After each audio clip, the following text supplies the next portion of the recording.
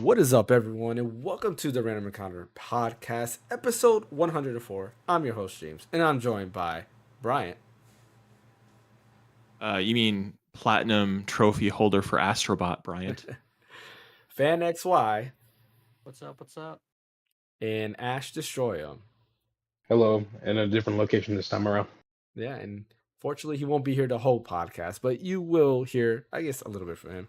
Anyways, quite a few things to talk about today. We're going to discuss the PS5 Pro because that got announced this week, as well as happy birthday Dreamcast, or should we say birthday Dreamcast, because technically it's not around, but happy anniversary, I guess, Dreamcast, because we all know that the Dreamcast launched in 9/9/99, perfect date right there. So we're going to discuss some Dreamcast, some of our memories if we have memories, and just some games in general that are memorable from the Dreamcast, and as well as some other minor news. But before we get into that, as always, don't forget to hit that like and subscribe button. Having a goal of 2,000 by the end of the year. Not sure we're going to make it, but hey, every bit does count. So, like and subscribe, share the channel, does help out a lot, as well as follow us on Twitch. So we're going to go ahead and start off with some of the smaller news. Starting off with a big leak that happened. And I do want to discuss this leak. And it's concerning one of Bryant's favorite anime of all time. And that is Dragon Ball. Dragon Ball Sparking Zero. I don't dislike Dragon Ball or anything. I just don't know. You guys are all like way into it. I'm not like, I don't know much. So I'm not a hater of Dragon Ball. Like, have fun talking about it. He's lying. He is lying. Not just kidding.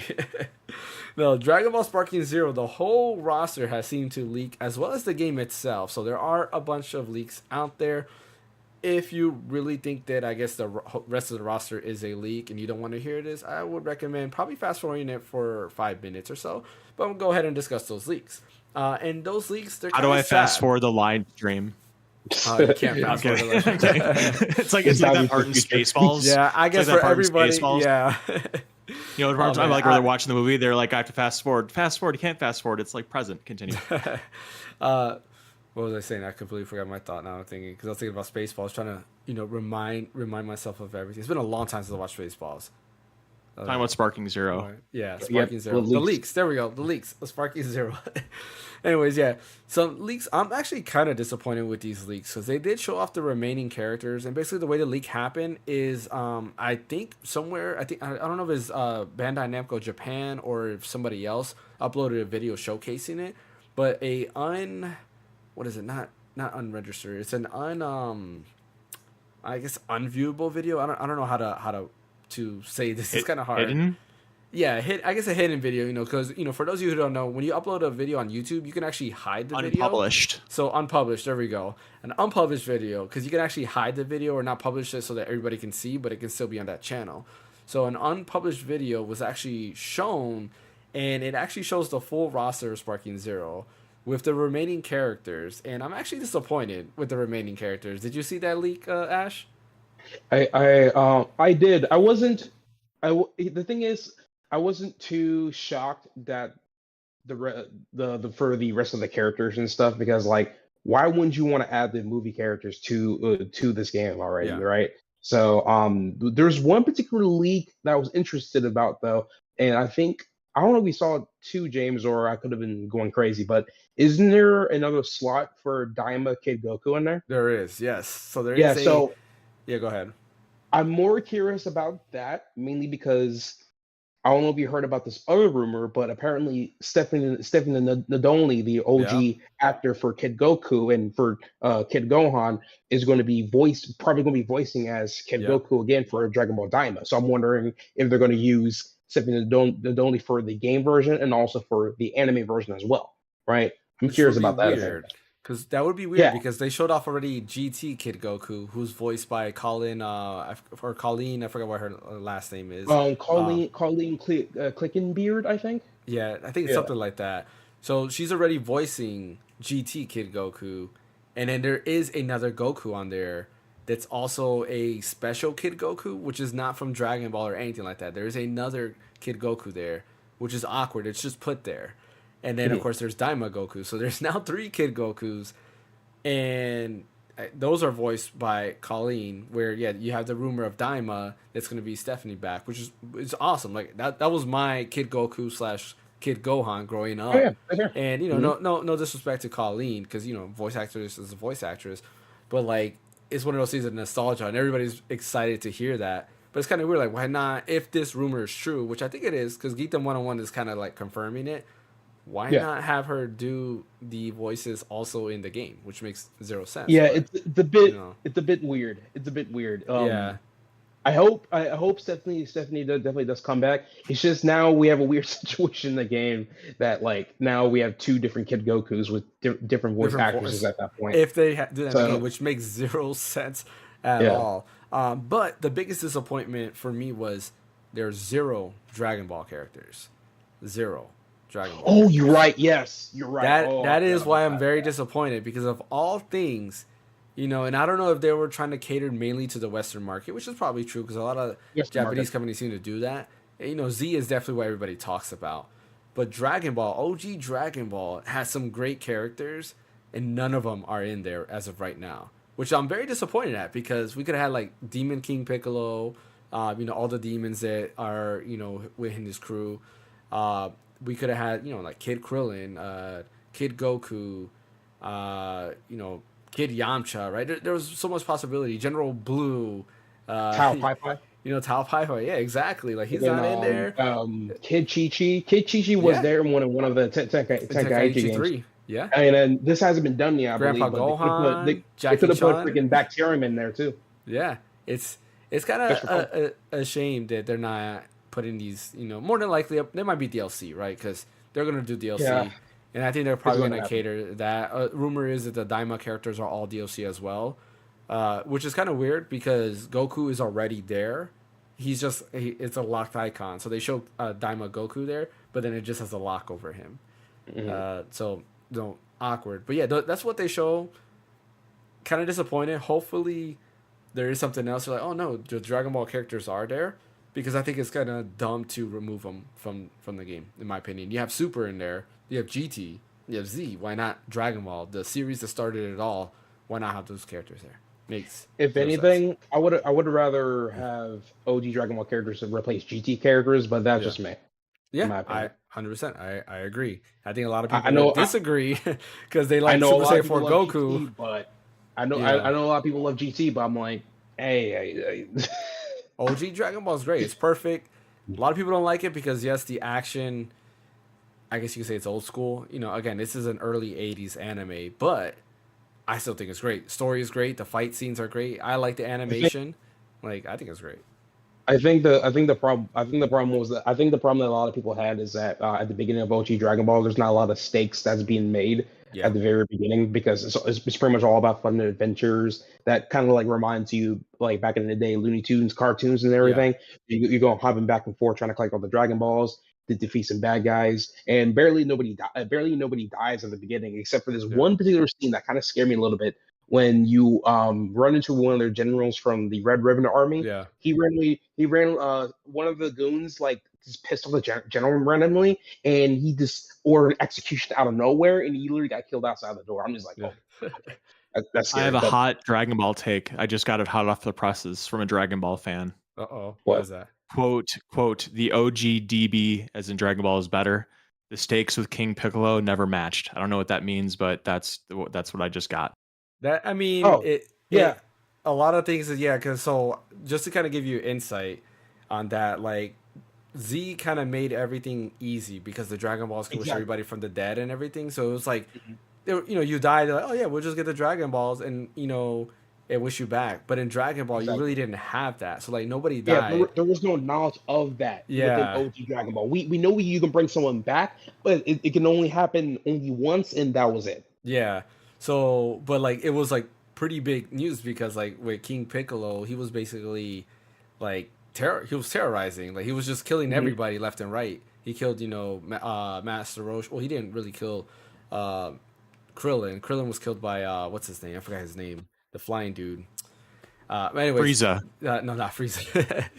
But anyways, and not only that, like they didn't have the power to blow up planets and stuff like that. So it wasn't like out of whack. But like like I said, the stakes were super high in that. I guess the closest actually, technically in Z, you get like that is Frieza, because the whole planet is exploding, and you're like, well, Goku can't breathe in space, and he's already died once. So if he dies again, then he's technically gone. Even though the Namekian Dragon Balls later on you find out they can wish back people as many times as they want. Yeah, I feel like the stakes have lessened a lot lower ever yeah. since then they mentioned, oh yeah, with the Namekian Dragon Balls, you can wish back anybody as many times as Yeah. you want. And I'm just like, man, what? But anyways, Sparking Zero comes out next month. And I still think it looks great, looks fun. So definitely, if you're a fan, pick it up. Fan, I'm curious, are you gonna pick it up? Because I know you're a Dragon Ball fan as well. Probably not. Probably not. Oh man. No. So I guess it's just me and you, Ash. Yeah, me, you, and my roommate. My roommate's hella hyped for this game. So yeah, quite a few people are hyped. So I'm excited for it. I can't wait for it. It definitely looks like a good Dragon Ball game. I would say that. The couch multiplayer is coming back. I can't wait. Yeah, but it sucks that it's only in the hyperbolic time chamber. Only one stage. Oh, really? That's it? Yeah, you're right. The limitations make sense, but hey, it could be possible if it's on PC. Just for your reference, Bryant, the hyperbolic time chamber is a area that's all white. So there's like no textures or anything. Yeah, no textures, no environment. Apparently, because of how graphically intense the game is, they couldn't do couch co-op in any other stage except for that. See, when you said that, I was thinking of this one thing I saw in Dragon Ball Z, I don't know, 2 times I watched in my life, like where Goku is like in a spaceship and he's like training under like 100% gravity or whatever. Yeah. That's what I thought you were talking about. Yeah, I mean, close, because there is like a huge gravity thing. Like the deeper you go into the chamber, the more and tougher like gravity gets. But it's a room he goes to train that in one day is 1 year, right? Is that what it is? 1 day is 1 year? Yeah, 1 day equals 1 year. Yeah, so like 1 day in like real life in that chamber is actually 1 year, because like time flows totally different in that chamber. But like the way the chamber is, like it's all white. So again, you're doing couch co-op. You're in the most boring level you can see. There's no like buildings you can break through. There's no mountains. It's just the void, or the opposite of a void. I hope they bring like weather elements to it, because in the original manga and anime, sometimes that does happen in the time chamber and stuff. They're not gonna do that. I do have to go now. It's been fun talking with you guys. Hopefully you guys have some spicy takes for the PS5 Pro. Yeah. So alrighty, Ash. Take care. See you guys. All right, moving on to some more leaks. Another game has leaked, and we're not going to discuss that actually much. But for those of you who care, do not type in the words "The Legend of Zelda." Echoes of Wisdom? Because yes, that full game has leaked. So if you care about spoilers, just don't type in those words, and we'll leave it at Really, I didn't hear that. You didn't hear that, really? No. Yeah, it leaked. Apparently around the same time that this popped out. That's how I found out, because I was looking at the Sparking Zero, and I typed in Dragon Ball Sparking Zero leaks, because I'm the one that wanted to look at it, and that also popped up there. So yeah, just be mindful of that. So let's go ahead and talk about the first big news, and that is the PlayStation 5 Pro.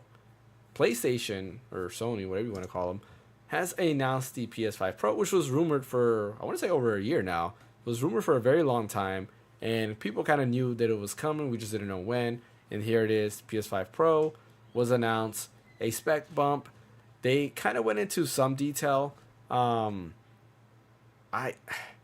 wasn't a fan of the presentation, because I feel like they sell it kind of short, in my opinion. They had a weird presentation like they did for PS4 Pro. PS4 Pro to presentation too. Yeah, but like PS4 Pro, like, so here's my thing, which is funny. When the PS4 Pro was announced, I was hyped, and I think because Final Fantasy 15 was getting a boost. And right away, I was like, you know what? If I'm playing Final Fantasy 15, because this came out around the time Final Fantasy 15 came out, I believe, maybe like within that month, because 15 came out in November. I think the PS5 Pro also came out in November. Yeah, fact check me on that. But I remember seeing that there was going to be a performance boost with that. So right away, I was like, you know what? I'm going to go ahead and buy the PS5 Pro or PS4 Pro, because I wasn't going to buy it eventually. And I bought the PS4 Pro just for Final Fantasy 15, because I wanted to see those big performance boosts. But from what they were showing, there was a huge boost here. The PS5 Pro is supposed to have a similar boost, because now, theoretically speaking, you're supposed to get the fidelity mode graphics mixed with the performance mode, frame rate. But like, there's a lot of, I think The Verge had an article saying that won't be possible with every game, but a lot of games are doing updates. Final Fantasy VII Rebirth is doing one, and I know John Linneman actually got a chance to actually see it in person, and he said it was a huge difference. Now for me, because I played Rebirth on my monitor, which is only 1080p, to me it doesn't affect me because I'm like, you know what, I'm only playing there. I really only play my PS5 for streams for exclusive, and that's it. I don't have it downstairs anymore on my 4K TV. So that's where I'm at. The other thing that people were kind of like wild about was the $700 price tag, which I get it. It is a lot, but it's still, for what it's asking for in a console and what it can do, it's definitely still cheaper than a PC. But that's where it comes to perception of value. $700 is a lot of money for most people, right? Including myself. And it's one of those things, what do you value more? Would you get a PS5 Pro? Are you okay with your current PS5? Feel like you don't need that? Or would you rather just, spend that $700 on other things?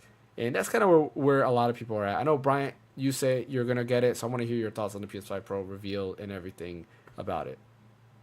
Okay. So there's a lot of different ways to come at this. I think the thing we need to start off with at the very beginning is the fact that this thing doesn't cost $699. And I don't mean because it doesn't come with a disc drive. What I mean is, if you're somebody that has a PlayStation 5 already, you're either going to sell or trade yours in, and you're not paying $700 for this thing for all intents and purposes. Like, my buddy just traded in his PS5 to GameStop, and he got $415 for it, which that's a heck of a chunk off of what this thing costs. So it'll be between probably, $275 to $300, and that's cheaper than a PS5 is. So let's start with that. Okay, so let's say you're somebody that is buying a PlayStation for the very first time, and you're going to get a PlayStation 5 Pro. Okay. So I want to just kind of start with the internet outrage around the price point, because it's just something that has been driving me nuts on my Twitter feed. Is just all of this discourse surrounding this price point, which I think is just so unfounded. Like, if you don't want to buy one because it's too expensive for you, you don't see the value of it, whatever the case may be, like, that's fine. Don't buy it. Like, that's totally cool with me. Like, enjoy your PS5. PS5 is a great system. Like, have fun. But then extend me the same courtesy and don't call me a sucker and stuff like that for wanting to get a PS5 Pro, because I see the value in it and I want my games to perform the very best that they can perform. And I'm going to break down that price just so we can kind of have an idea of what we're talking about here. So the PS5 standard right now that doesn't have a disc drive, because that's really what we should be comparing, is $450, $449.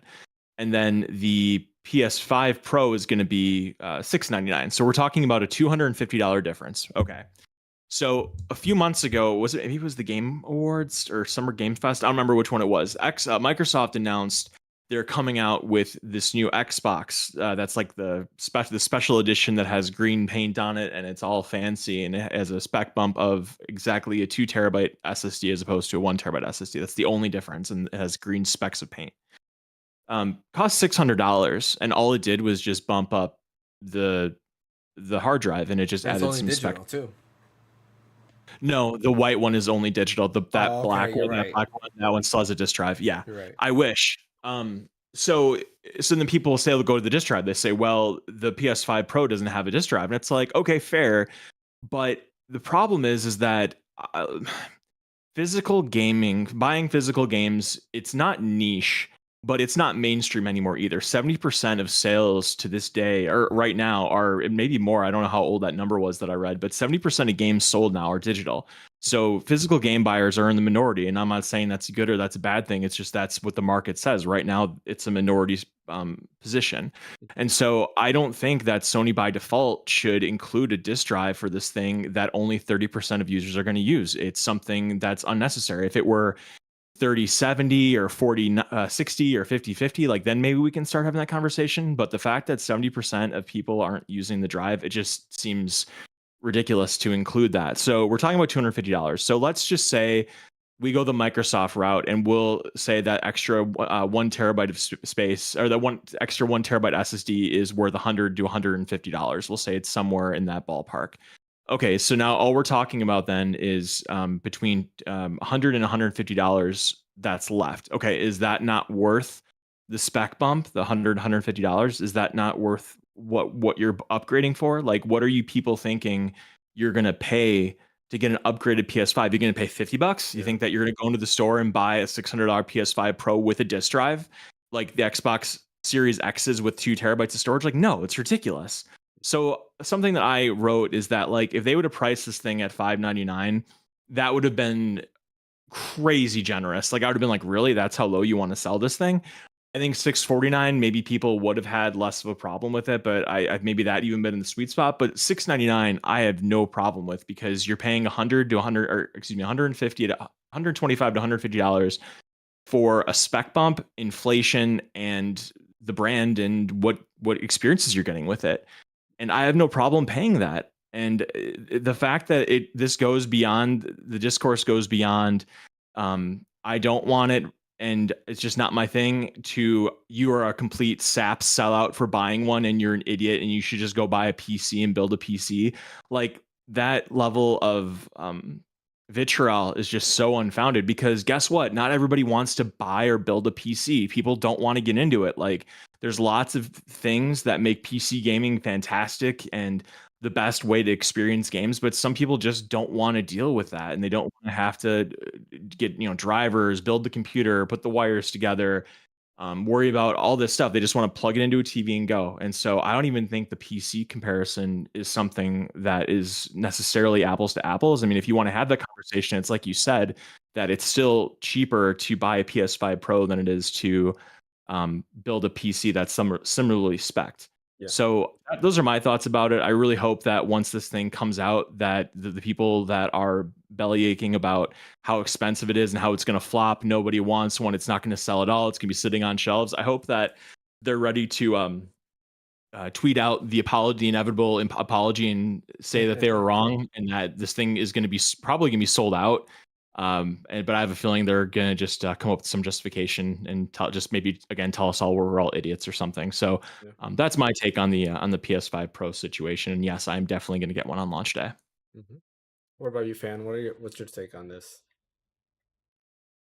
I mean, if people want to buy it, they can buy it. I don't feel the need of getting a PS5 Pro. Sure. What do you mean? You don't want to attack anybody that's buying it? Come on. No, just kidding. It's their money. Like, I'm See, that's the correct attitude to have. And like, if I wanted to play the game with higher fidelity, then I would just do it on my computer. Man, this is like, come on, Fan. This is the internet. You're supposed to be angry and like upset at Brian's remarks. Brian, you're an idiot. Call me an idiot.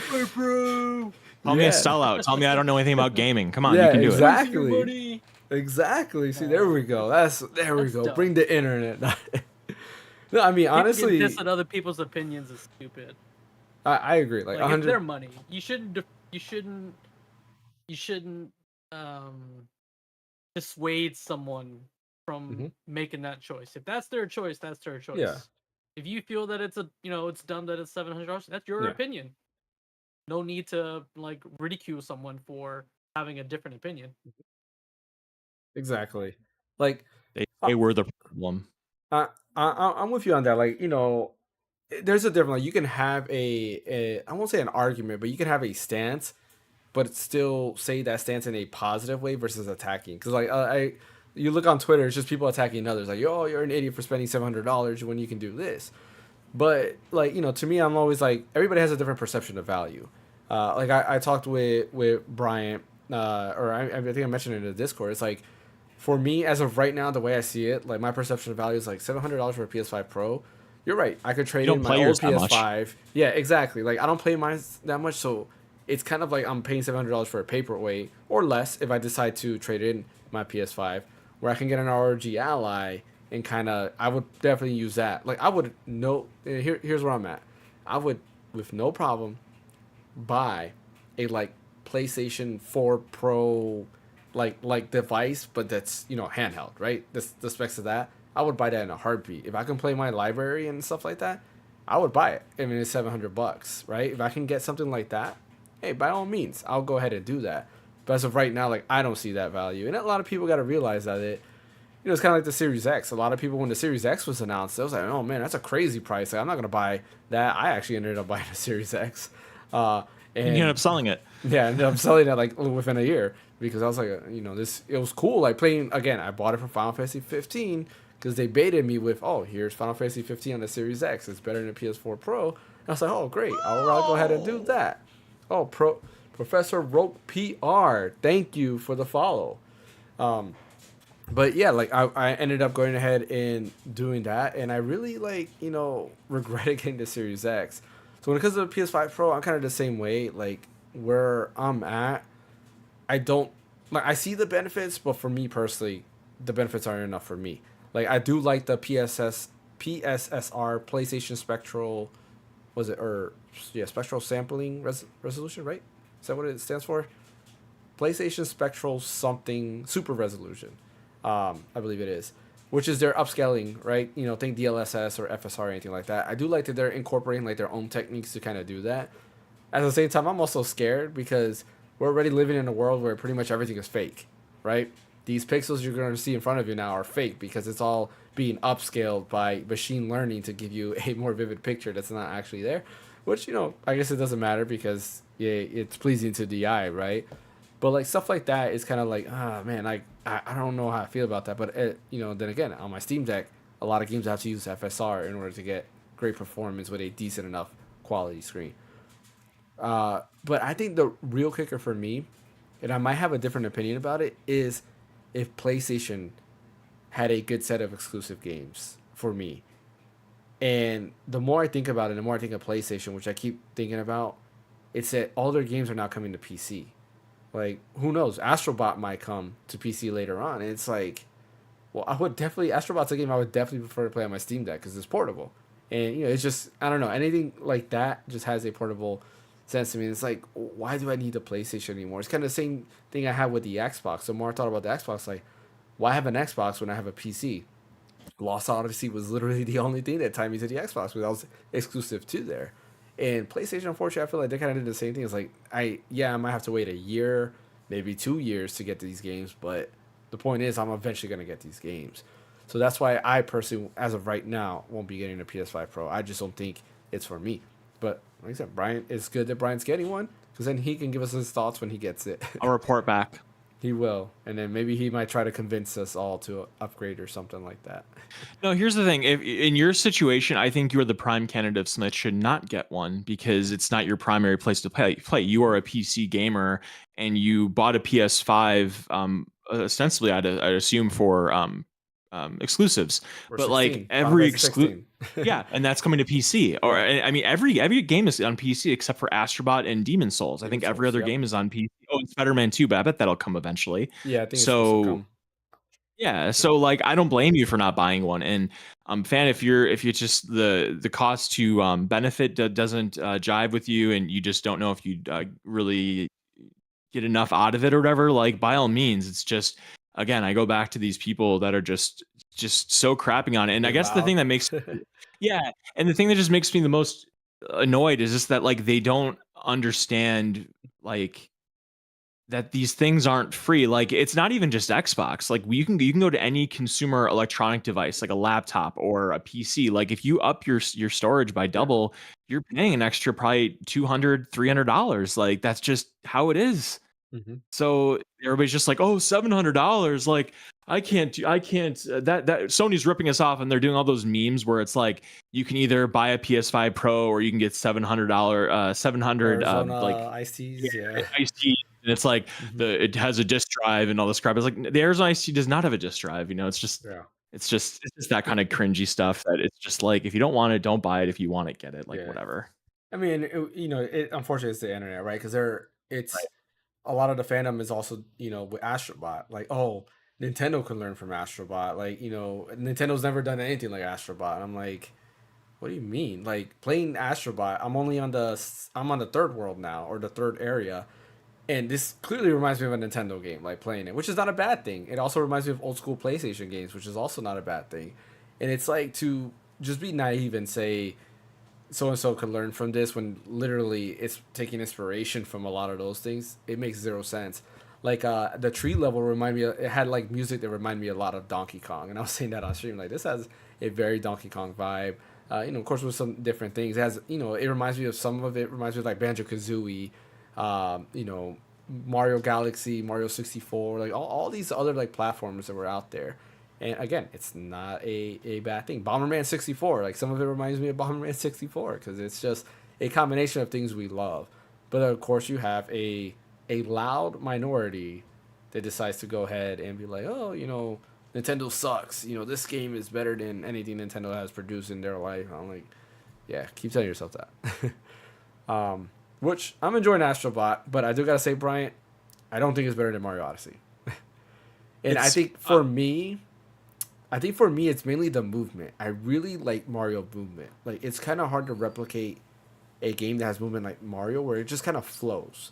Like, the minute I'm playing like a 3D Mario game, I'm just jumping all over the place, and it feels so good to do it and how it's done.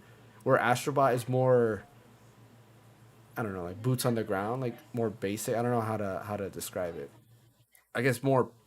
I don't know. I don't know how to describe it. It just feels more basic. Like, I wish I could run faster. I wish I can do things that make me go faster and stuff like that. And I can't do it in Astrobot. That's what bothers me a lot. If that makes sense. I kind of want to recant my thing about it being better than Mario Odyssey. I think it is better than Mario Odyssey, but I don't think Mario Odyssey is that great to begin with. But I think a more apples to apples comparison would be Astrobot versus Super Mario Galaxy. I think those two are a lot closer than Odyssey and Astrobot are. So if I'm comparing it to Galaxy, I think I still like Galaxy better than I like Astrobot. Yeah. But so the whole Mario Odyssey thing isn't really a comparison I want to make anymore, because I think it's more of a personal thing, because I don't care for Mario Odyssey. But I don't know. I 100%ed it last night. I got the platinum. Wonderful game. Like, it's still it's my number 2 game as of right now. So Stellar Blade is my game of 2024. But it just, some of those levels, man, like with the haptic feedback, like it's not exactly a great comparison, because Nintendo has never had like haptic feedback like the DualSense does. I mean, I don't know if the Pro Controller uses haptics. I don't think it does. They have it has the HD Rumble, but the haptic that's true. is just a step above the HD Rumble. Okay, so it has the HD Rumble. Basic, because like in Super Mario Brothers Wonder, you can feel it if you're playing like on the Switch. When you go on like the little notes, you can feel every jump. And actually, I'm not sure if you noticed, if you put the Joy-Cons down and they vibrate, it actually makes music, which is kind of that's crazy. Cool. No, I didn't notice. Okay, so that's I take that back. So I guess what I can say is I've never had a game use haptics the way that Astrobot does. I'm not saying that like Mario Odyssey. What were you just talking about? No, not Odyssey. Wonder. Wonder. Yeah. I'm not gonna say Wonder didn't have great great vibration and all the rest. It's just that with Astrobot, when you go over like different textures, like it really does feel like you're doing something funky.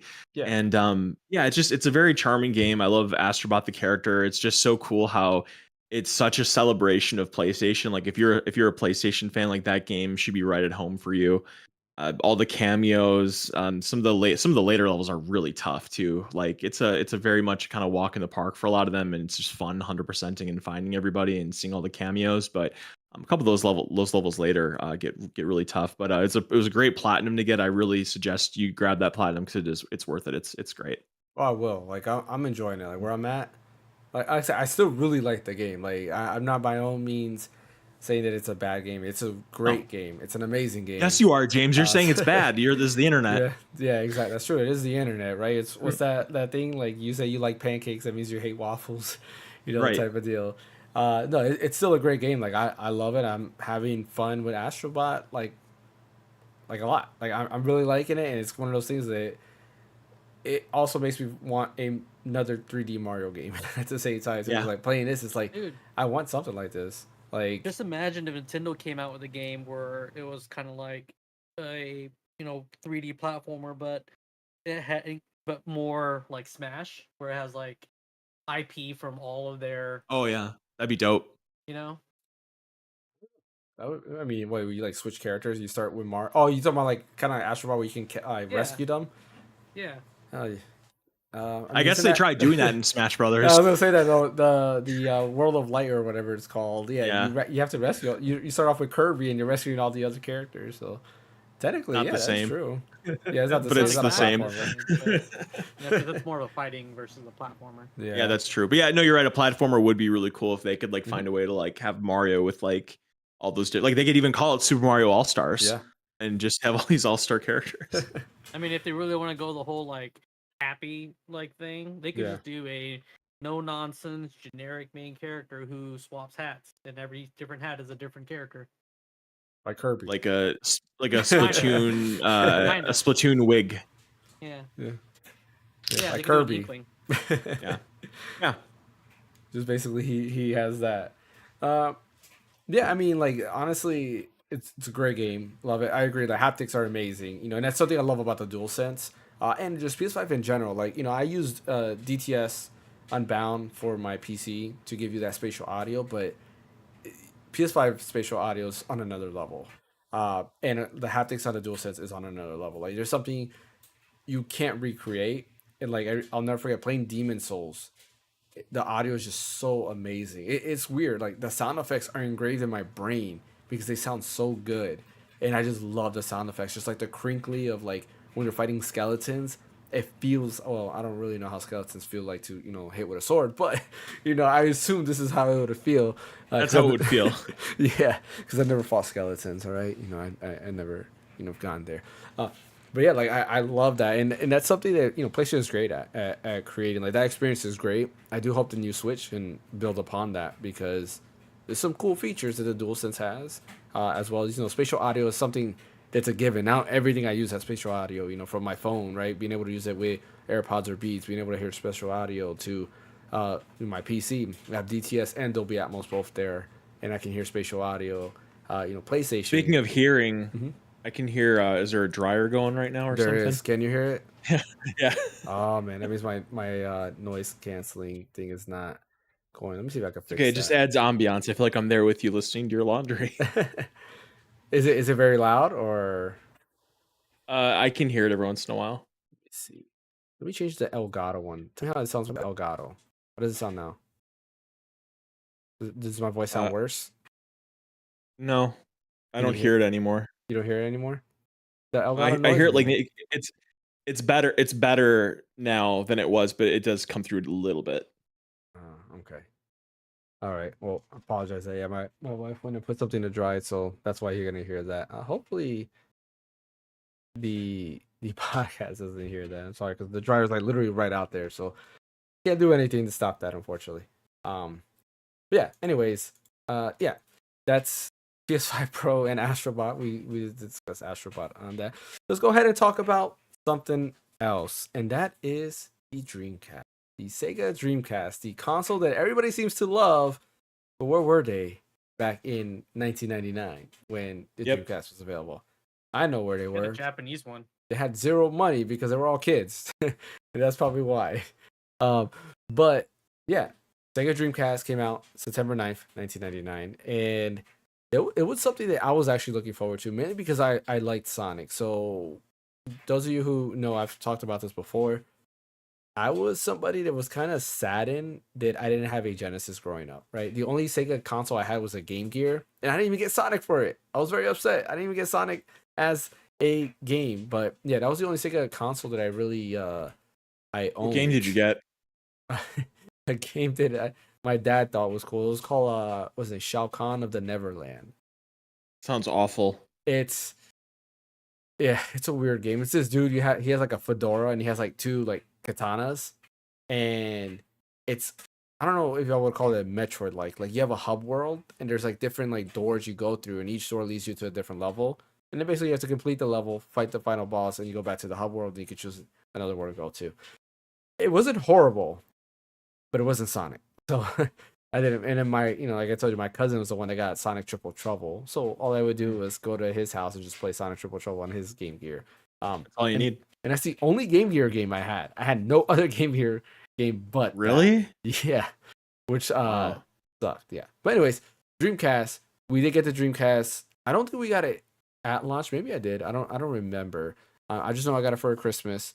And we got it with Sonic Adventure 1, Shenmue. Tokyo. Shenmue wasn't a launch game, I don't think.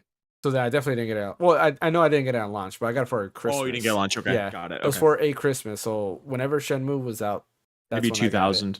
2000. So probably then a year after. So I got that. What else did I get? NBA 2K. Those games were so good. They were. What other games did I get? A demo disc. Jet Set Radio or Jet Grind Radio. I did not get Jet Set or Crazy Taxi. Oh, there was like 2 other games I can't remember now. Ready to Rumble Boxing, Echo the Dolphin, Defender of the Future. I did have Ready to Rumble, but I didn't get it on Dreamcast. I actually had it on N64. Okay. Very fun game. I really liked it. Power Stone, Marvel vs. Capcom, Capcom vs. SNK, Techromancer. None of those. Okay. I can't remember, but I'll think about it later. But anyways, the coolest thing about it was the VMU. Like I love the VMU, and I thought it could do more. And the VMU, to be fair, I don't think it's the most amazing thing. It was just a cool concept that just cool for the time. Yeah, like it had a screen on it. Like when you're in Sonic Adventure, your child is on there, and you can actually take it with you and kind of like feed the child and stuff like that. That's pretty cool. It's like a small, like, what do you call them? Tamagotchi? Yeah, Tamagotchi. There we go. I was trying to think of the name because there's so many back then. Remember, like Gigapet was another one. Gigapet. Yep. Yeah, I had a Gigapet. And there were some other versions of that. But yeah, it was cool for the time. Did you? So I think you didn't have a Dreamcast, right? No, I did. I have a Japanese Oh, you did? One. Okay. What games did you get? It had a modem on it, from what I remember. Yep, all of them did. That was like a big deal with it. Yeah. Yep. But I had Code Veronica. Resident Evil, Code Veronica. I had that. Shenmue. Soul Reaver. Oh, I forgot Soul Reaver came out on. Great choices. And then trying to remember. I know I had Sonic Adventure. Mm-hmm. Yeah. But my Dreamcast phase wasn't long because other consoles took precedent after that. Yeah. I think PS2 came out in fall of 2000. I want to say. Mm-hmm. Yeah, so you know what? I definitely did get it after 2000 because I had a PS2 before Dreamcast. So I definitely did get that because I got PS2 first, then I got Dreamcast, and then I got a GameCube a little bit later on, and an Xbox later on.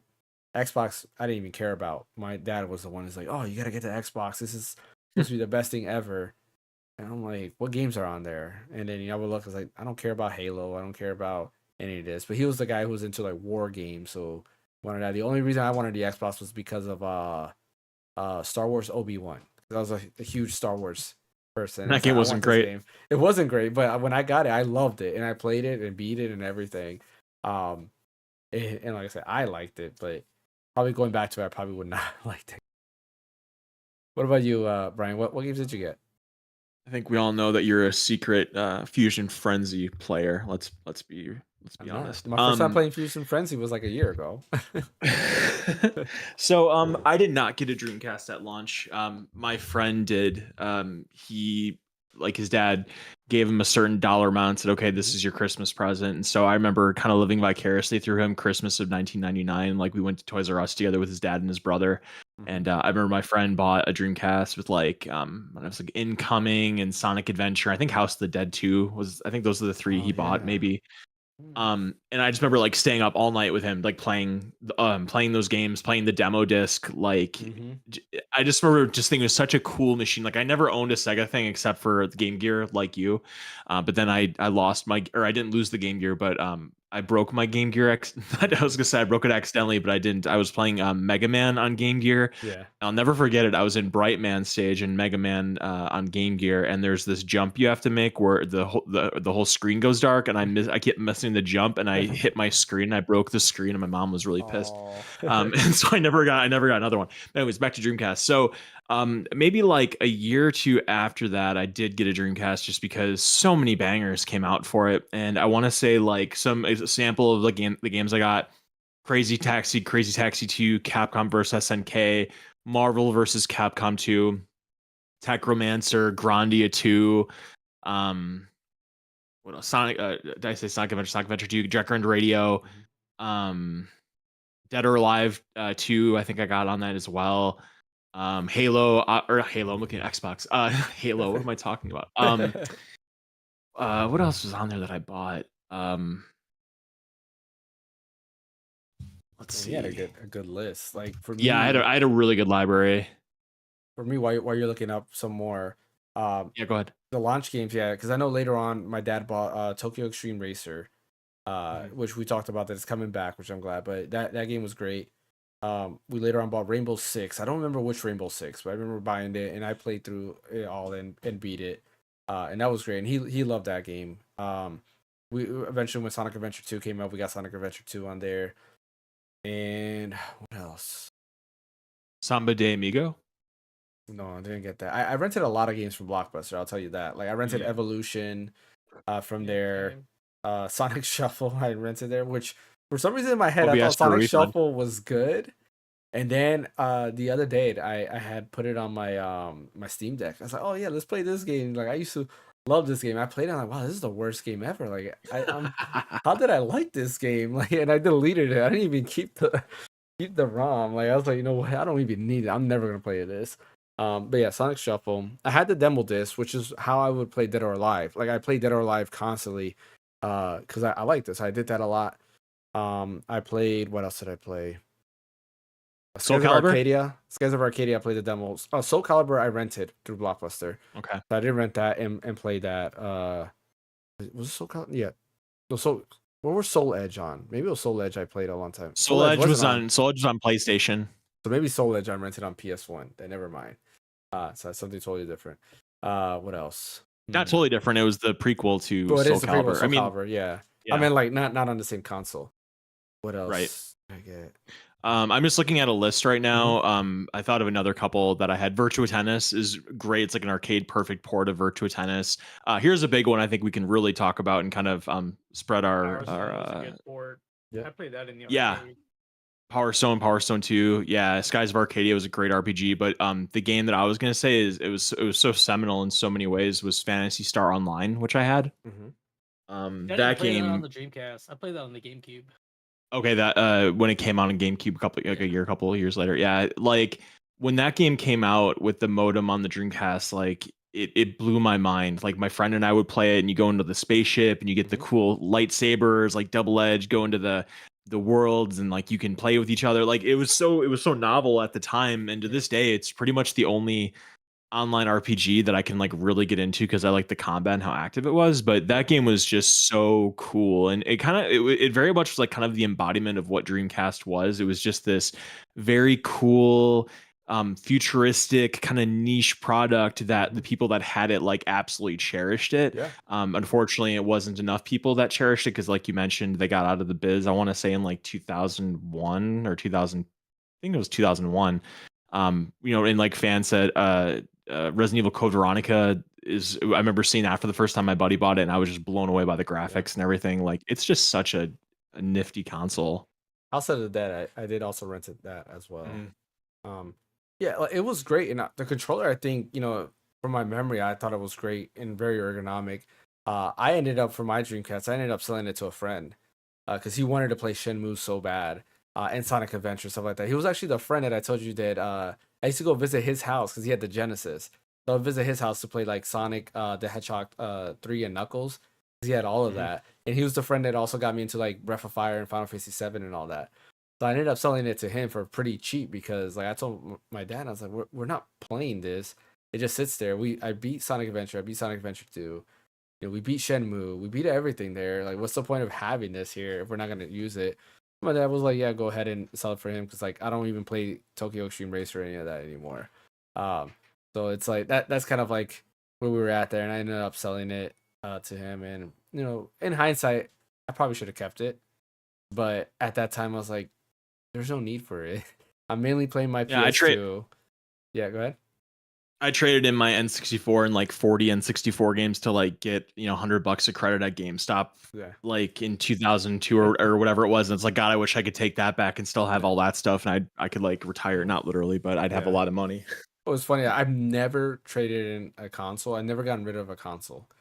I think Fan knows this story. My brother Shuzaku, who's kind of like been on our group streams and stuff like that, and he's in our Discord. He's actually the one that got rid of my stuff without my permission. Oh no! I'm very upset. He did it with the Super Nintendo. He did it. The N64 technically was my brother's, even though we shared it. Actually, I don't know what happened to N64. I think he got rid of that too. He gave it to somebody, and in my GameCube, he did the same thing. And the GameCube was more recent. This was like maybe 4 years ago. And I You was still consider this man your brother? Yes, he's my brother. I was so upset at that. I was like, no, like, why would you do that? Like, the GameCube, I left it there so you guys can use it, but like, I wanted it back. Like, eventually, I was gonna have it back. It was not for you to give away. Very sad at the N64. Professor Roke PR says, I can't purchase a PS5 Pro since I don't even own a PlayStation. So it's best to acquire what you need. And he also says, my brother also played Phantasy Star Online on the Dreamcast, and it blew my mind as well. I'm glad to know that it's still available on PC and Xbox. And then he also says, I regret giving away my NES, SNES every time I got a new console. Yeah, I was like, when it came to consoles, I'm a hoarder. Actually, I did sell my PS3, which I felt like I had no need for it. And I did sell my Wii U more recently. And that was more to kind of fund the channel because I kind of needed extra stuff for the channel. And I knew I could just emulate all the game. I did keep the games though. I just sold my Wii U on its own. I still have like Twilight Princess, Wind Waker, and whatever other Wii U games I have. I can't remember, like 3D World, some other stuff. Batman Arkham Origins. Xenoblade Chronicles X. Xenoblade Chronicles X, which I can't find a disc actually, so I technically don't have it. I don't know where the disc is, and I'm very upset at that. Because I have the collector's edition, so I have everything except for the game. I even have the case, but the game is not there. Wow. And now that I think about it, hopefully I didn't leave it in the Wii U. Yeah. There's a thing like maybe I sold it in the Wii U and it's gone. I don't think so because I got a little bonus. I don't know, man. When I bought a Wii U, they left Star Fox Zero in the actual console. Oh man. Well, they're probably giving that away. Yeah. Well, I mean, it didn't work, so I guess it didn't. Oh. Yeah. Yeah, he says at least I got some money out of it. I did get money. I got some good money out of it. But yeah, man, I really missed the Xenoblade Chronicles X game. It needs to get ported to Switch for sure. Yeah, going back to the Dreamcast. Maybe you switch to launch day release or something. That'd be cool. Anyways, yeah. Yeah, going back to like Dreamcast. Yeah, it's a shame because like it did a lot of things right. And it literally, I do feel like it is one of those games that you could say it was ahead of its time, because graphically speaking, was amazing. Excuse me, was great looking before PS2. I mean, I would argue it still looks better than PS2, but it was way ahead of its time. Everything looked great. Like looking at Shenmue, Tokyo Extreme Racer. If you've never seen gameplay of that, look that up. Look amazing, better than like Project Gotham on Xbox and stuff like that. NBA 2K was another one, and NFL 2K when that came out was also like groundbreaking. I remember those 2K games thinking like this is real life. It doesn't get any more real than this. Yep. I remember that like because I'll never forget going to my friend's house, and he wanted me to bring my Dreamcast because he heard so many great things about NBA 2K. So I brought it over and we played it. He said, "Man, this is like the most realistic thing ever." I was like, "I know, like I'm cool." It was the first controller that actually had Hall effect. Yeah, had a Hall effect. Oh, the Dreamcast had Hall effect sticks? Yep. Yeah. First and only. I didn't know that. Yeah. First and only main console controller to have Hall effect. And you didn't hear anybody complaining about their Dreamcast sticks going, so maybe the current people should learn about that. Yep. The controller too, I felt was very ergonomic. Just like feeling it was great. Like especially when Xbox took a lot of that design to make the Xbox. The Duke. They lost like the ergonomics of it because the Duke controller was bad. I had to get I think a Mad Catz controller that was smaller. And I think eventually they came out with a smaller one. But I got like a third party one that was small because I'm like, man, I can't play with this giant controller. This thing's too big. The only thing I didn't like about the Dreamcast controller was the cord on the bottom. That annoyed the crap out of me because I needed to like flip it up into the little groove or whatever. That was kind of stupid, but it would have made more sense if the cord went up instead of down. Right. Yeah, that was the only thing they lost out on was the extra analog stick because obviously by the GameCube and the PS2 coming out, they had 2 analog sticks instead of right. That is true. Actually, yeah, you're right. That's kind of weird. Like GameCube, I don't know if you would call the C stick a second analog stick because it's resistance. It doesn't feel like it. I mean, it's technically an analog stick, right? But like, it doesn't feel. Nobody used it for that. Yeah, I'm like of the minority of people that really didn't like the GameCube controller at all. I love it. like because I mainly use for Smash. Like I really like how the L and R, they're very like not mushy, but they have like a big travel. And I don't know. I just liked it. Like I Yeah, the would triggers were constantly cool, press it but like all the time and mess with it. Go ahead. yeah, the triggers were cool. I just didn't like the little D-pad. I hated the little D-pad. Yeah, the D-pad was kind of useless. It was That is dinky. true. Yeah. Yeah, I agree with you with that. Like I have my I have the GameCube controller connected to the Switch when I play Smash Bros. And putting it still feels good. Like it feels great, and that controller is definitely designed for Smash Bros. Oh, But sure. yeah, and also play like because you're gonna use it to play Mario Sunshine from the 3D All Stars thing. So like playing it for that too also works great. Stuff like that. Kind of sucks that the LNR don't Oh, they're cooperate. not analog? I mean, they are analog, but the game doesn't recognize them as analog. Yeah, that's what I'm They saying. still Like do in the yeah. game, it doesn't recognize it as that. That Mhm. sucks. Yeah, which is kind of dumb because Smash Bros recognizes that as analog. Like I don't know, weird stuff there. Um, yeah. See, Professor Rope PR says, mark your calendars and get ready to hold me to it. He says the Switch 2 is set to launch on March 10th, 2025. Feel free to quote me on that, and if it turns out I'm off the mark, you'll have full bragging rights. All right, we will Okay. quote you on that. We'll be waiting. Mark your calendars, March 10th, 2025. If he's correct, that's going to be the name of the title. That Professor Rogue PR was correct the whole Called time. it. Yeah, we'll have like Yeah. a major news break then for sure. Yeah, Like we'll be the first exactly. ones that ever reported that. Exactly. And he says, I will say I did not like the C-Stick. Yeah, the C-Stick was weird. Like for Smash, it worked perfect, and outside of that, and some other games it worked great, but like for an actual like second analog stick, it definitely is not that. I gotta say, like right now, my favorite controller is this guy, the goalie kit. Really love it. It's ostensibly an Xbox controller. Pretty much, yeah, that's true. Yeah. Way Hall effect though. But yeah, like I feel like when it came to like the Dreamcast, what kind of hurt it was basically the lack of games, and I think the biggest thing is like The library RP. wasn't very big. Yeah, it was very small. What'd you say? The lack of games. The library. No, what did Fan say? Oh, library. The library yeah. wasn't that good Yeah. or big. Wasn't that big. Yeah. Which I agree. It wasn't not here that in the big States anyway. because, well, not only that, like they were missing, like they had good stuff. Like Code Veronica was great. Shenmue was great. Like Sonic Adventure was great. Grandia, right, was great. Skies of Arcadia was amazing. But like they missed out, I feel like, on some of the things. The RPGs were getting huge at that time, and they missed out on key things like that. What else did they miss out? I think probably the biggest thing was that the Saturn really didn't make any waves, nor did obviously like the Sega CD or the 32X. And like Yeah. really the only out of the ballpark success that Sega had was the Genesis for sure, and the Game yeah. Gear probably less so. And so it got to the point where it's like they just didn't have that name recognition anymore. And so Sony and Microsoft, even later Nintendo, they kind of all stole that thunder, and the Dreamcast was just kind of like this leftover from a brand that only had one hit in the early mid 90s, and it was kind of like a dying brand, and it didn't get Final Fantasy, it didn't get any of like the modern stuff. That all they really had was their own stuff they put on it with some third party help, like with Grandia and stuff like that. But I don't know if I'd say the library was limited or bad. I would just say it was very tailored to people that enjoyed Japanese games, and it was in the market at that point in the early 2000s was broadening. Yeah, I mean, it was broadening, but I still think the Japanese games were huge because you got to think, like, when you think of the PS2 library or even GameCube, the most memorable games are all Japanese based games. Like Xbox, you had like Halo, and a couple of other ones, but like if you could think like a top 10 list off the top of your head of like GameCube games. When Xbox also had Like, I remember playing Panzer Dragoon on the Xbox. Well, they game's started great. Sega started It was porting great a on lot the of their Xbox. games because Panzer Dragoon, Shenmue 2 came out on Xbox. That's where I played Shenmue 2. GameCube had, of course, Sonic Adventure DX and Sonic Adventure 2 Battle. What other games were ported? Skies of Arcadia came to GameCube. That needs to get ported again, man. That needs to come to modern hardware so bad. It does. What else?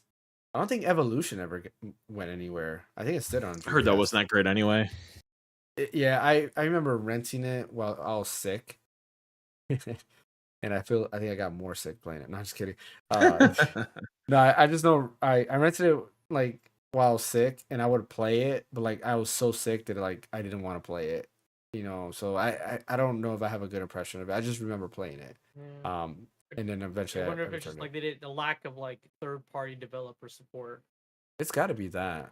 Yeah. But the thing is, like, they had a decent amount, like Soul Calibur. Like some of the great franchises we all remember were from Dreamcast, which is crazy.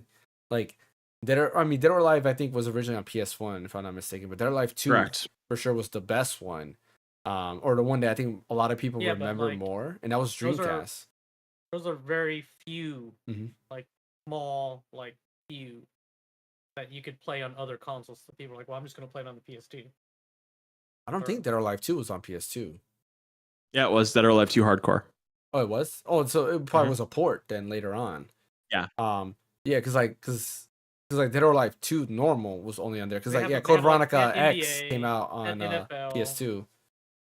They have all the sports games, but that's true for all the consoles at the time. Yeah. Everyone had those sports games, but then they had their core like Sega titles. Well, NBA 2K was exclusive to Dreamcast until like 2K2 when the Dreamcast was no more. Correct. Yeah, because 2K was the one that everybody was looking at, and NFL 2K was the same thing because it was like, man, these things it was better than like Madden. It was of course different as well, and these were like top of the line RIP games. 2K5. Yeah. Let's so those were exclusive we could just kind of make like a list going down of like what were the Sega games for Dreamcast like that weren't third party. So you have Sonic 2, Jet Grind Radio, Skies of Arcadia, Virtua Tennis was made by Sega, NFL, Shenmue, NBA. Would you say, fan? It was Crazy Taxi. No, yeah, it's Sega. Yep. Yeah, Sega. Yep, that's Sega. Crazy Taxi 2. Sonic Shuffle. Phaneckswhy Star Online. What, are you sure Sonic Shuffle wasn't outsourced? I mean, it was there. It was there. It could have been a third party, but it's still yeah. Sega. It's their thing. IP, yeah. yeah. But then that's like kind of it, right? Yeah, I'm trying to think if there are any more. But even then, like I said, they had third party exclusives, so you gotta count that because technically, Dead or Alive 2 was a third party because none of those games got ported until after the Dreamcast was dead. So like Soul Calibur 1 and all those fighters too. Yeah. All this SNK and Marvel vs. Capcom and and Marvel vs. Capcom. Like a lot of the arcade games were on there, and then they didn't get ported till later on. Street Fighter Third Strike. Yeah, Third Strike was another one. Marvel vs. Capcom 1 and Marvel vs. Capcom 2. Alpha 3. Yeah, Alpha 3. Power Stone. Don't forget Power Stone. Power Stone 2. Yep. What other ones? Yeah, but I played that in the arcade. I didn't play that much on the Dreamcast. What, Power Stone? You played Power Stone? Yeah. Oh, I didn't know there was I never played that in the arcade. It was an arcade game. Yeah. What else? I'm trying to think some other. I don't know if I said. Yeah, that's Sega. Jet Grind Radio. Did I say that? There's also another. I don't think so. Well, Jet Set Radio, Jet Grind was later on, I believe, right? Or no. Jet Grind was the American name. Jet Grind Radio was the American name for Jet Set Radio, and then when they came out with the sequel on Xbox, it went back to Jet Set Radio. Sure? Future. I thought was it? Oh, maybe you might be right. I didn't know that. Let's see. While you're checking, Professor Rope PR says, I believe that once Xbox created a quality controller, it became the standard model that everyone accepted. I agree. One game I still regret never seeing the light of day is True Fantasy Live Online. Never heard of that for the original Xbox. Never heard of that game. What's it called? True Fantasy Live Online for the original Xbox. It was back when it was announced in the early 2000s. The idea of an MMORPG with open world exploration, deep character customization, and real-time voice chat was ahead of its time, but sadly it got canceled before it was canceled. Yeah. I've never heard of that. Yeah, that's interesting. That's too much stuff they're trying to do for the hardware at the time. Yeah. It was too out of its time. But yeah, to answer your question, when Jet Grind came out, it was Jet Grind Radio on Dreamcast, and in Japan it was Jet Set Radio, and then when the sequel got remade, they just kept the Japanese name because it was better anyways. Jet Set Radio Future came out on Xbox. So that's what that was. Okay. So yeah, I don't know who made Tokyo Extreme Racer. I know it was Sega exclusive before it came to PS2 later on. Actually, maybe not, because I think there was PS1 version of the game too, so maybe it's not Sega exclusive. I'm looking. Yeah, so I don't remember who did that. But Evolution was Sega exclusive, but I don't know who developed those games. It was published and developed by Genki, so that wasn't Sega. Okay. Sure, we talked about it. Genki. Yeah, we talked about it last time. In America, the publisher was Crave Entertainment, but the developer was Genki. Okay. And then what was I thinking of? Oh, Seaman? Yeah, that was just a weird game. Never Yeah. heard of it. You never heard Seaman where you like talk It's to the him and bass stuff like fish, that? but it's like a human face. No, never heard of it. No, wow. Sounds scary. That was a pretty big game. It was Yeah, like a it was a- Tamagotchi, but it was like On the kind of creepy. Dreamcast. Yeah. Yeah. Let's see what else. Yeah, I mean, it kind of sucks, like, because they had a good lineup. Again, Soul Calibur was on Dreamcast. Soul Calibur 2 was what went everywhere else. Because I don't, correct me if I'm wrong, I don't remember Soul Calibur Yep, being that's anywhere correct. else. And that was Nope. Soul Calibur 1 is the one that got people hyped up. Yep. But the Soul Edge didn't really like do much. Soul Calibur is what I really remember, and that's why they made Soul Calibur 2. And then Soul Calibur 2 is actually what, because of Link. I'm gonna blame it on Link because nobody cared about Spawn, nobody cared about Heihachi. It was all about Link.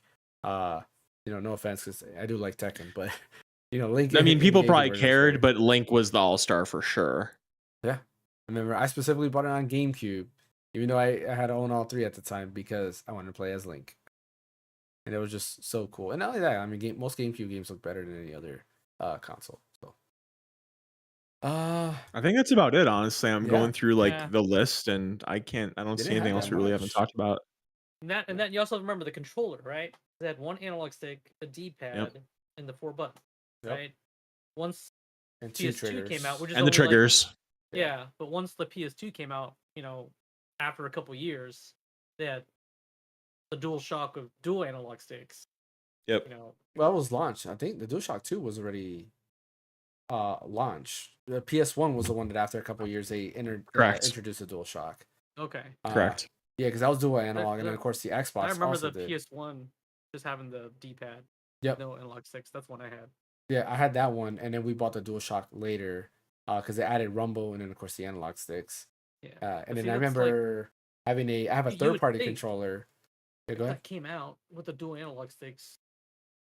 Sega would have, in their whole mighty, we should probably put an extra analog stick to compete with Yeah. Sony. I And think they extra rushed triggers. it. Yeah, and extra triggers. So you only had the L and R. Mm-hmm. You didn't have the bumpers or the shoulders. Yeah, I think they rushed the Dreamcast to an extent. They wanted to get out before PlayStation because they knew yeah. that it was going to be all about them when they came out. Yeah, Yeah, games are good, but inputs and stuff were lacking. Yeah, and I mean at that time inputs I don't think were everything. Because again, a lot of games still weren't using the right thumbstick that much. It wasn't really like Yeah, go ahead. that really didn't come like until later when like the whole like modern first person shooter control scheme of like moving with the left stick and then looking with the right, like that definitely when the Dreamcast came out, that wasn't a thing. Even like when GameCube came out, that really wasn't a thing. It wasn't until like later, like maybe like early mid PS2, like when like Call of Duty came out and stuff like that, But that even kind of then, became that more was- mainstream. I feel like it was still towards the end. Yeah, because like when Yeah. you think about it, like Kingdom Hearts 1, you couldn't control the Yeah, camera that's with the right right. thumbstick. Yeah. That controls your menu. It was your L1 and R1 that used to rotate. So weird. Yeah. Is that changed now to like in the modern ports? Yeah, did they, in the modern did they, ports, you okay. can do that. Yeah. Okay. Yeah, because it wasn't until Kingdom Hearts 2 where you can actually free roam with the right Change it on thumbstick. looks stick. Yeah. Gotcha. So again, towards the end of the PS2's lifespan. So yeah, like a lot of games still didn't utilize that right thumbstick for that. They tried other things to Even use like it. the L1, L2, right? Mm-hmm.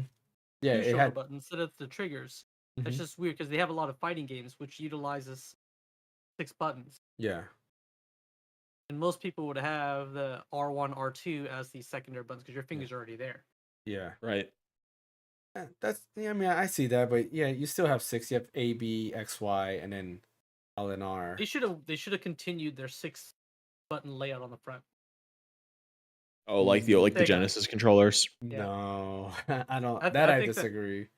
I mean, N64 had freaking 8 buttons on the front. Yeah, and that was not a great controller. It's not, but I'm saying if they would have did away with the weird middle and just moved their analog to just like the Dreamcast, where it's on the same side as the numpad or D-pad, Hey. the N64 controller probably wouldn't be as much of a joke. I do want to say though, one thing that Nintendo did right ahead, and it was ahead of the time, was doing these. Because now look how many controllers have these on the back. Like they had the Z button, remember, on the back. Oh, the Z button. Yeah. Gotcha. So now a lot of controllers have buttons on the back, and I do think that was smart because your hands are back there anyway. So having a button there kind of makes sense. Like you They just still could have done put it that there. if they would have just stuck with the Mhm. regular like ergonomics where it's just the two handles. Yeah. That would have been cool.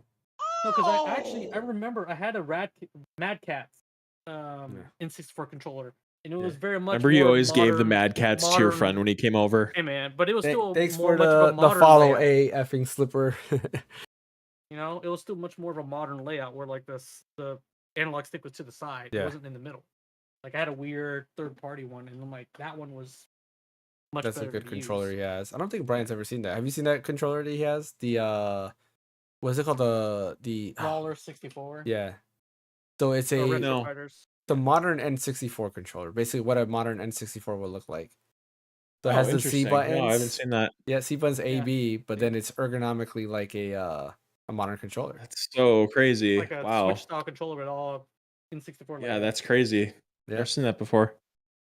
It's a good way to actually play 64 games versus I know, having it your is. right thumbstick be your C buttons that are Yeah, very. that's not great. It's not. But yeah, I think that's everything that we have for today. I don't know, Brian, Ben, anything you want to add for today? Anything else? What am I playing right now? I finished Astrobot. I'm also playing going through Resident Evil 4 again, Yeah. just for the heck of it. And then I also made a purchase Mhm. that is just so ridiculous. What purchase? Oh, you bought another one? Oh, man. Yeah, like So just so you I guys don't know, Brian is actually rich. Okay, so what did you just buy? Show that again.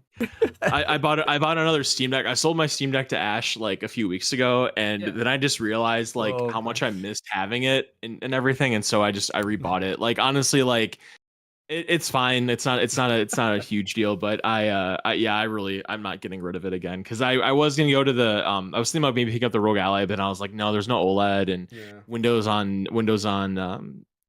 mobile PCs isn't it's not wonderful for Yeah, I gaming, mean, and so if I'm you like, wanted I'm just gonna OLED, Steam Deck.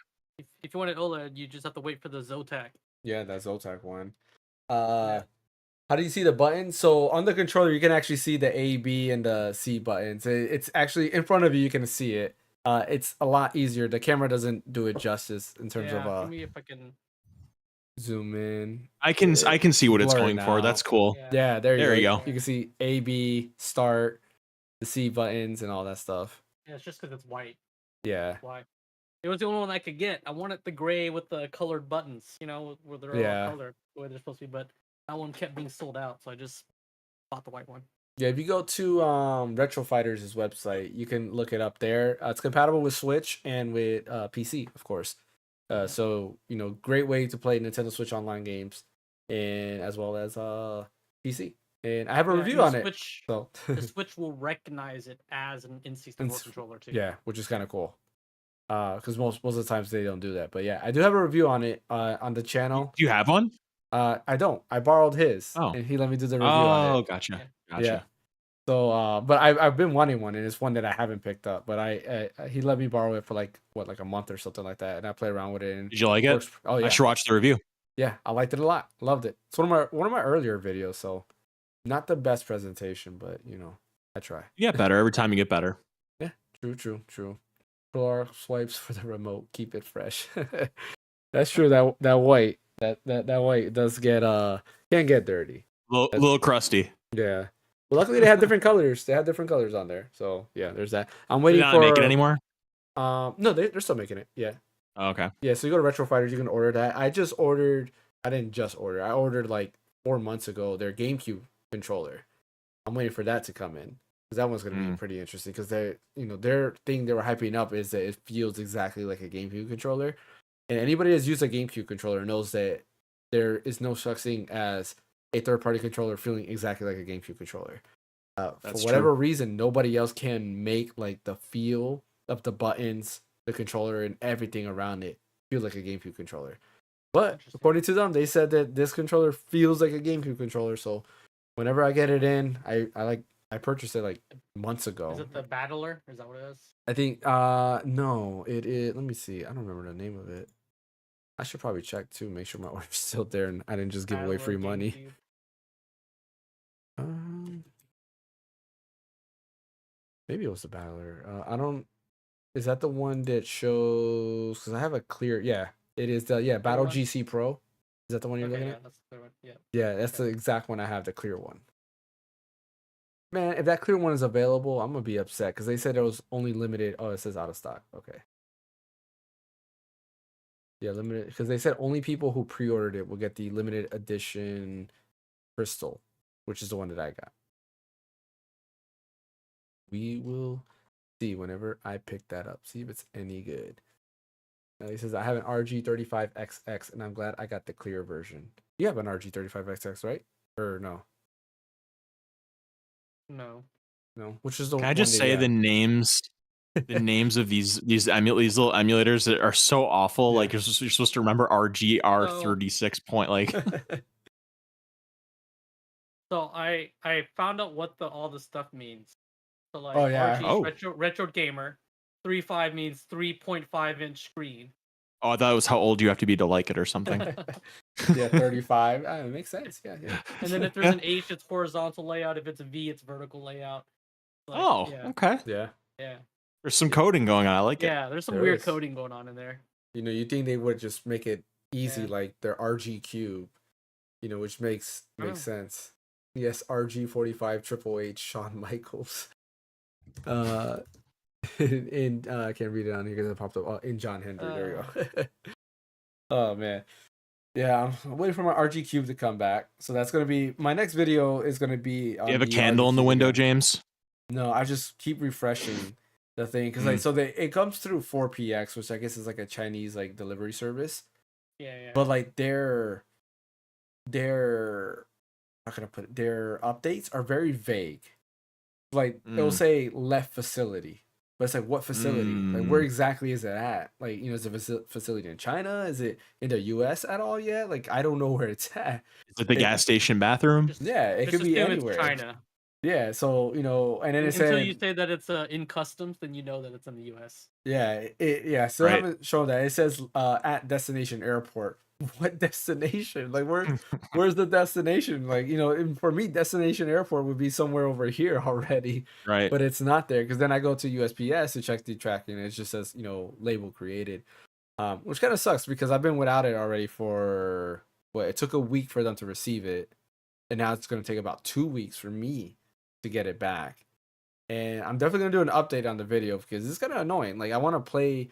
Like I now refuse to play my retro games on my Steam Deck because I want to play it on there. I don't know why, but when I boot up a retro game, I'm like, if it's not Smash Brothers, I don't want to play it. I just want to play it on my RG Cube or any of my other devices. So like I really want to play it and then do an updated video because this is annoying. I just got a comment. Says have James look into the Mister. The Mister? Yeah. I have looked into the Mister, and there's a lot of stuff that I've been looking into, and I do want to get everything eventually, and do reviews on it. It's just the money part. Like once ad revenue and stuff like that starts coming through on the YouTube side of things, I think it's gonna be a lot easier. For now, it's just like I gotta pick and choose. So like I already spent on the RG Cube earlier, and then I bought the Neo Pocket Micro, the Retro Pocket 5, and the Retro Pocket Mini. So I have all those coming in. Are you holding all these? Or are you selling these things? Like once you're done with them, are you... I'm debating on what to do with them. Like I'm thinking of doing either a giveaway, like the one that I like the least. I'm gonna give it away. Talk to me first before you do that. I will talk to you first. So I'm thinking of doing something like that. What else? The RG Cube I'm probably gonna give to my son because he loves it. Like he was playing. Was he playing Super Mario 3D Land on it? Because I have the 3DS emulator on it. And he was playing it, even though we own it, and he has a 3DS that I already modded, and he has all those games on it. It's just something about the RG Cube he likes. He says he likes it because it's small and compact. Yeah, ergonomics is better than a 3DS. That is true. Yeah, and screen resolution is a little higher than 3DS. Or actually no, what he's been playing was not 3D Land. He's Sonic. Is it Sonic Battle? The one that's on Game Boy Advance. Was it called Sonic Battle? Is it the RPG one you're talking about? Not the RPG one, I mean, not the one there's that was made by BioWare. There's a Game Boy Not that Advance one. one that's like a fighting game. I think it's called Sonic Battle. Okay, I'll look it up. I have that on my hard drive. I'll have to look it up. I just remember I really like those Sonic Advance games on Game Boy Advance. Those were dope. Yeah, I have those on there It is called too. Sonic Battle. It is called Sonic Battle? It's Sonic Battle. Yep. Yeah, so he's been playing that and he loves it because it's a fighting game. And it has like little routes. So you start off as Sonic, and as you go through, you unlock all the other characters. You can get like Shadow, Rouge, Knuckles, Tails, and so forth. But he's been playing that and he's enjoying that. And of course, I got a bunch of other stuff. And then my Mother 3 save was on there. I'm so upset that I erased that. Now I gotta start from scratch.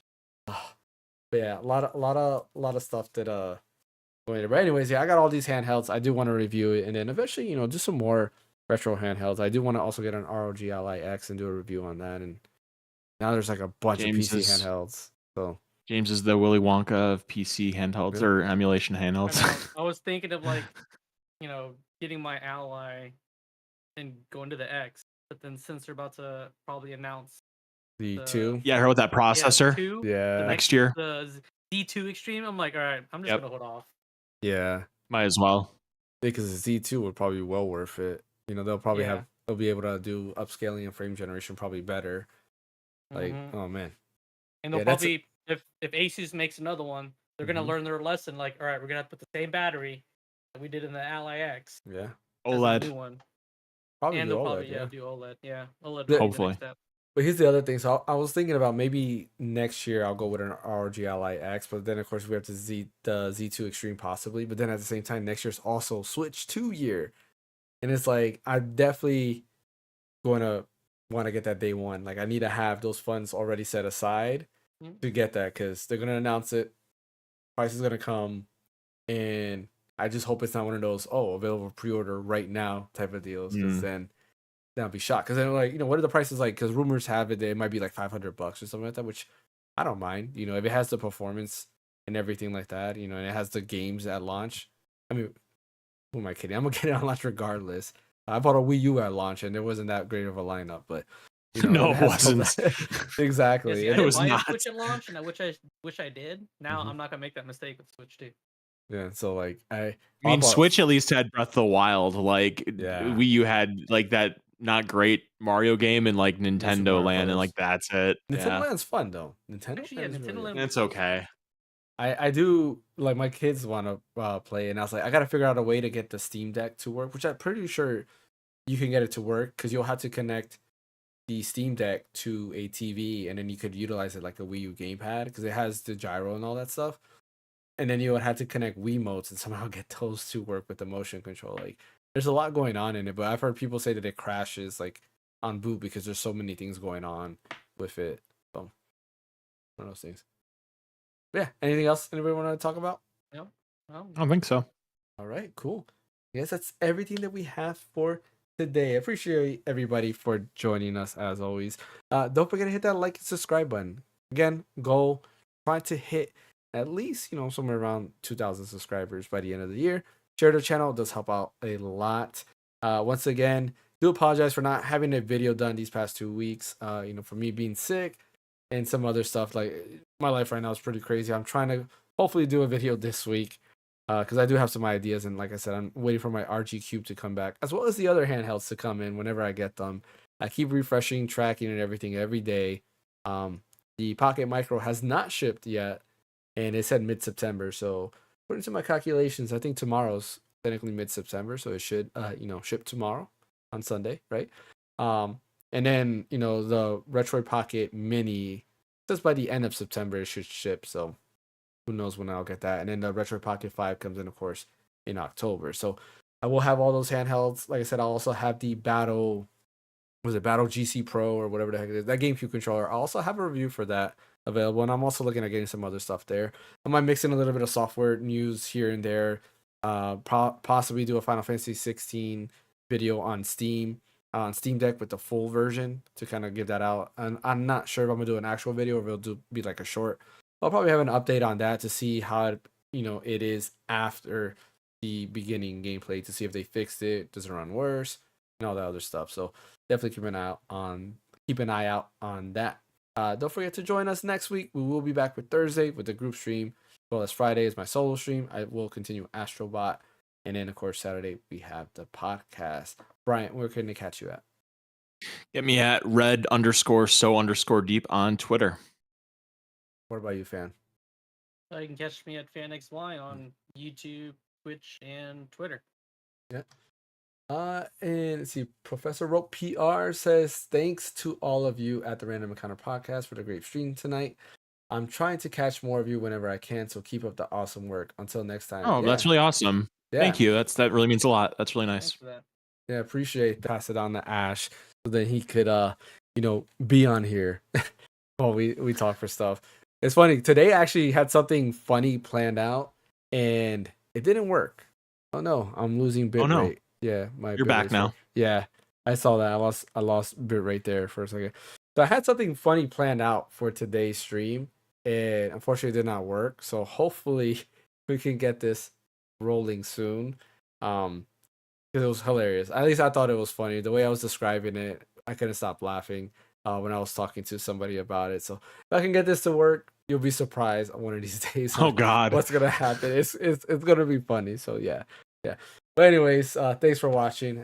Like I said, don't forget to like and subscribe. Follow on Twitch, and we will catch you guys next time. If you're on YouTube, stay tuned. You guys will be going over to see the Geek Show's archives right after this. So take care, everyone.